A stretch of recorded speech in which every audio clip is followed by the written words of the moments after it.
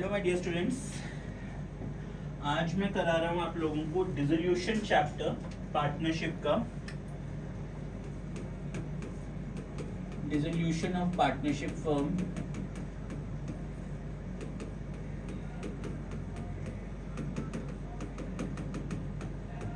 ठीक है, सबसे पहले हम एक देखते हैं इसमें हमने कौन कौन से अकाउंट्स बनाने हैं। इस चैप्टर में हमने सबसे पहले कौन कौन से अकाउंट्स प्रिपेयर करने हैं। पहला हमने सीखना है रियलाइजेशन अकाउंट, ठीक है। सेकंड हमने सीखना है loan by partner account. Third हमने प्रिपेयर करना है इसमें loan by firm to partner account. Fourth हमने प्रिपेयर करना है पार्टनर्स कैपिटल अकाउंट। फिफ्थ हमने प्रिपेयर करना है बैंक और कैश अकाउंट। ठीक है, तो 5 अकाउंट सीखने हैं इसमें हमने।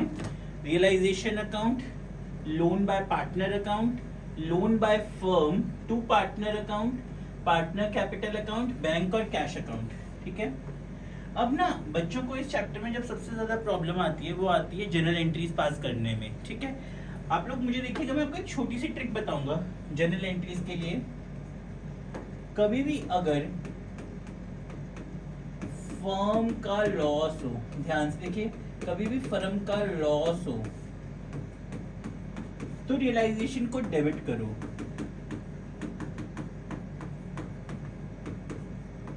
और फर्म का बेनिफिट हो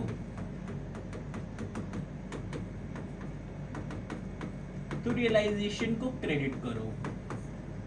ये चीज ध्यान रखो, फर्म का लॉस हो तो रियलाइजेशन को डेबिट करो, फर्म का बेनिफिट हो तो रियलाइजेशन को क्रेडिट करो। ठीक है, इस कॉन्सेप्ट पे जनरल एंट्रीज बनाओगे ना, आपको कोई मुश्किल नहीं आएगी। और लॉस का मतलब क्या? देखिए, लॉस का मतलब ऐसा नहीं है कि अगर हमने कोई 1 लाख का एसेट खरीदा हुआ था और वो 70,000 पे रियलाइज हो रहा है, सोल्ड हो रहा है 70 पे, तो फर्म को 30 का लॉस हो गया। नहीं, यहाँ पे जब आप जनरल एंट्रीज बनाने जाओ ना, आपको स्टेटमेंट है 1 लाख का हमारा एसेट था और वो 70 पे सोल्ड हो गया, तो जनरल एंट्री क्या बनेगी? अभी फर्म के पास पैसे आ रहे हैं तो बेनिफिट ही है, तो जनरल एंट्री होगी हमारी bank account debit to realisation account. और किसी को पैसे हम दे रहे हैं, मान लीजिए मैं 70,000 किसी क्रेडिटर को पेमेंट कर रहा हूं, तो एंट्री होगी realisation account debit to bank account. ठीक है ना, इस तरह से। अब मैं एक बार ना कुछ जनरल एंट्री स्टार्ट करता हूं। एंट्रीज बनाते हैं पहले, अभी फर्स्ट लेक्चर में एंट्रीज बनाते हैं, फिर देखते हैं हमारा कैसे चलता है। आगे आगे हम इस चैप्टर को बढ़ाएंगे। मैं आप लोगों से बस थोड़ा सा सपोर्ट मांग रहा हूँ कि आप लोग मुझे आपका सपोर्ट दो। मैं आप लोगों को ना पूरी पार्टनरशिप, मोस्टली बच्चों के हाफ ईयरली एग्जाम्स में पार्टनरशिप आ रही है, तो पूरी पार्टनरशिप अच्छे से करवा दूंगा। ठीक है ना, अब ध्यान से देखिए, मुझे एक स्टेटमेंट है, वर्कमैन कॉम्पेंसेशन रिजर्व WCR 75,000 मुझे शो किया हुआ है बैलेंस शीट में। WCR मुझे दे रहे हैं 75,000 बैलेंस शीट में दे रहे हैं, इतना अवेलेबल है। ठीक है, और इसके रिगार्डिंग ना कोई क्लेम नहीं है, इसके रिगार्डिंग कोई क्लेम नहीं है, सिर्फ WCR बैलेंस शीट में गिवन है 75,000 का। ठीक है, तो अब जनरल एंट्री क्या बननी चाहिए?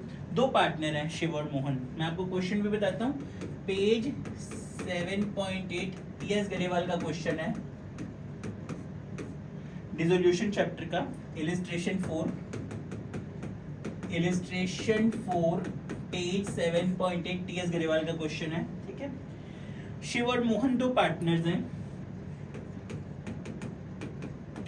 और उनकी रेशियो है 3:2, तो शिव हुआ 3/5, मोहन हुआ 2/5। ठीक है, अब मुझे पहले पार्ट में दिया हुआ है कि WCR हमारा 75,000 है, तो एंट्री बन जाएगी workman compensation reserve account debit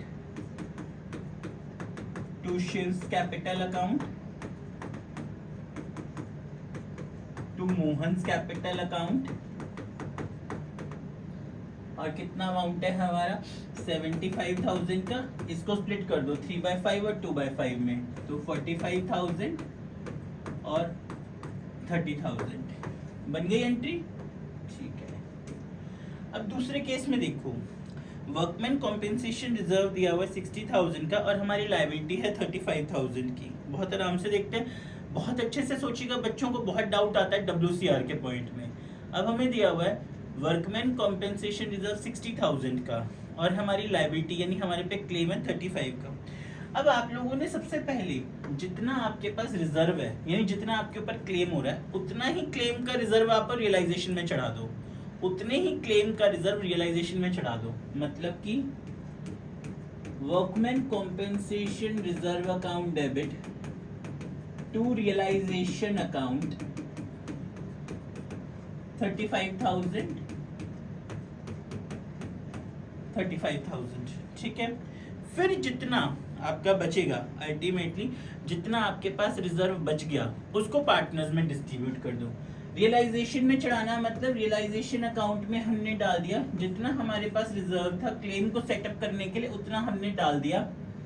फिर अगली एंट्री इसमें अब हमारे पास 25 का रिजर्व बच गया तो वो Shiv capital account, Mohan capital account, 25 का रेशियो याद है ना आप लोगों को 3/5 2/5, हाँ जी, तो 15,000 10,000 डिस्ट्रीब्यूट कर दो। और बाकी अब आप लोगों को याद होगा रियलाइजेशन टू बैंक, हम अल्टीमेटली अब जो हमारी पेमेंट करेंगे रियलाइजेशन टू बैंक करके पेमेंट कर दो। जो हमने रिजर्व चढ़ाया था ना क्लेम के लिए, मतलब जितने पैसे हमने देने हैं रियलिटी में हमने वर्कर्स को जितने पैसे देने हैं उसकी एंट्री कर दो।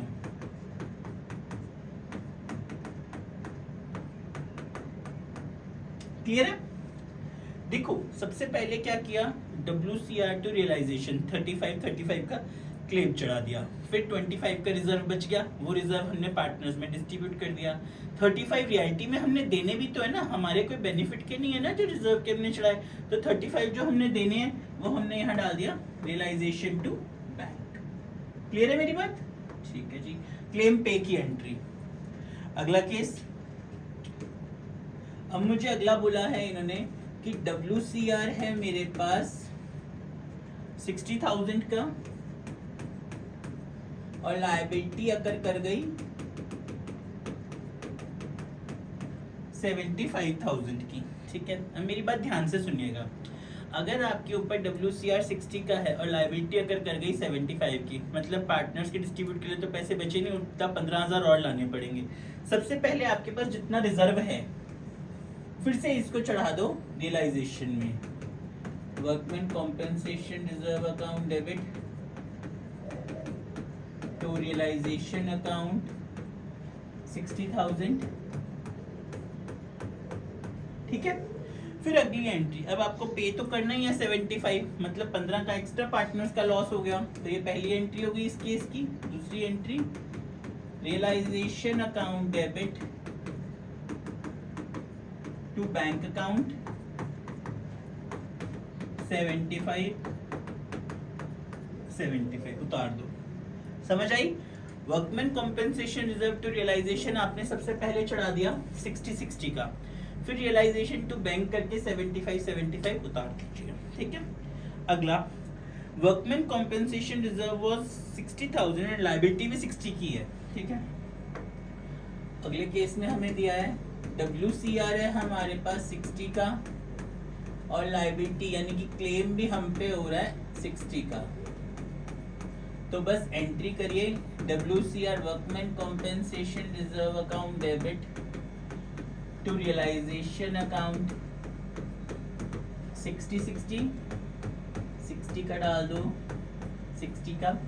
उसके बाद जो हमने पे करना है realisation account debit to bank account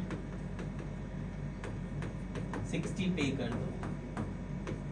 इसमें ना पार्टनर्स को एक्स्ट्रा देना पड़ा ना लाना पड़ा। ठीक है ना, ये एंट्री बन गई हमारी। अब अगला बोला workman compensation reserve was nil and liability was 15,000।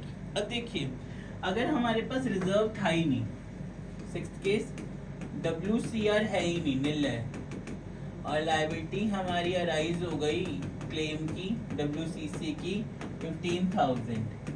तो अब एक ही एंट्री पास करिए, रियलाइजेशन अकाउंट डेबिट, फर्म का लॉस हो रहा है, realisation account debit to bank account 1550। ठीक है मेरी बात, परफेक्ट।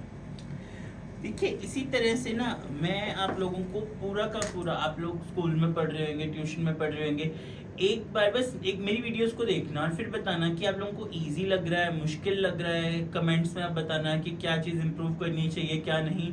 मेरा मेरा एक एम है कि मैं आप लोगों को बहुत इजी कॉन्सेप्ट से सारा चीज़ पढ़ाऊँ, ठीक है ना। ओके, अब एक आता है रियलाइजेशन ऑफ एसेट्स होते हैं हमारे, ठीक है। बहुत इंपॉर्टेंट पॉइंट देखिएगा, जब भी हम रियलाइजेशन अकाउंट में एसेट्स ट्रांसफर करते हैं तो जो टेंजिबल एसेट्स होते हैं, इनटेंजिबल एसेट्स होते हैं। अगर टेंजिबल एसेट्स के बारे में हमें कोई पॉइंट नहीं है, फिर से समझिए, टेंजिबल एसेट्स हमने रियलाइजेशन अकाउंट बनाते टाइम ट्रांसफर कर दिए, टेंजिबल एसेट्स के बारे में कोई पॉइंट नहीं है उतारने के बारे में, मतलब उनको रियलाइज के बारे में, तो हम उनको सेम अमाउंट पे रियलाइज कर देंगे।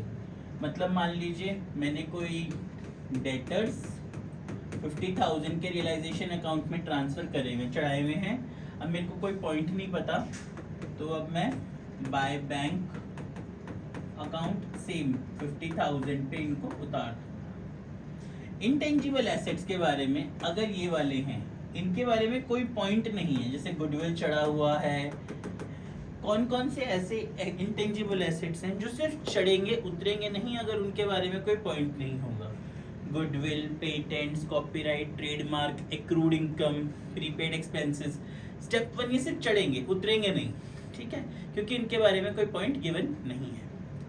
इसी तरह से हम अपनी बनाते चलते हैं। डिसोल्यूशन चैप्टर में थोड़े थोड़े पार्ट्स में कंप्लीट करूंगा इंपॉर्टेंट। आप लोगों का जस्ट सपोर्ट चाहिए मुझे। Thank you very much, thank you ji.